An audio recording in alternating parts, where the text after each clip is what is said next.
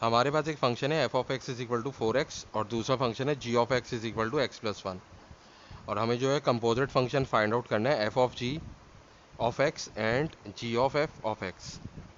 तो देखें F of G of X कैसे फाइंड आउट करते हैं। इसको हम सबसे पहले ये जो एफ है इसको लिख लेंगे और फिर ब्रैकेट के अंदर जी ऑफ एक्स लिख लेंगे। अब इसके बाद हम ये करेंगे कि जी ऑफ एक्स की जो वैल्यू है, जी ऑफ एक्स की वैल्यू क्या है, x+1 है, तो हम यहाँ पे x+1 पुट कर देंगे।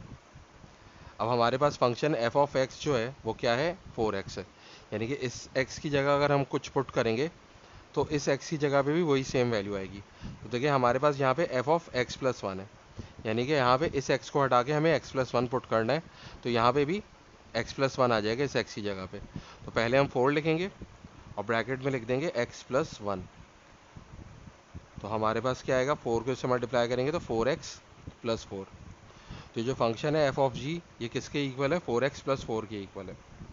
अब सेकंड जो फंक्शन हमें फाइंड आउट करना है वो है G of F of x.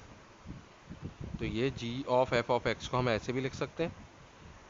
अब देखें यहाँ पे हमारे पास जी ऑफ एक्स क्या है, x+1 है, और अंदर जो है हमारे पास एफ ऑफ एक्स है।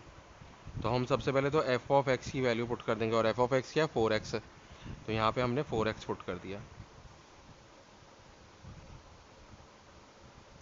अब देखें जी ऑफ एक्स जो है वो है x+1, यानी इस x की जगह अगर हम कुछ पुट करेंगे तो वही वैल्यू जो है वो इस x की जगह पे भी आएगी। और यहाँ पे देखें जी ऑफ 4x है, यानी कि यहाँ पे क्या पुट किया हुआ है, 4x पुट किया हुआ है। तो जब हम यहाँ पे 4x पुट करेंगे तो यहाँ पे भी 4x आ जाएगा। तो ये क्या हो जाएगा, 4x+1। देखें यहाँ पे हमने 4x पुट कर दिया और ये +1 फंक्शन का ऑलरेडी है। तो अब ये क्या आ रहा है हमारे पास, 4x+1 आ रहा है।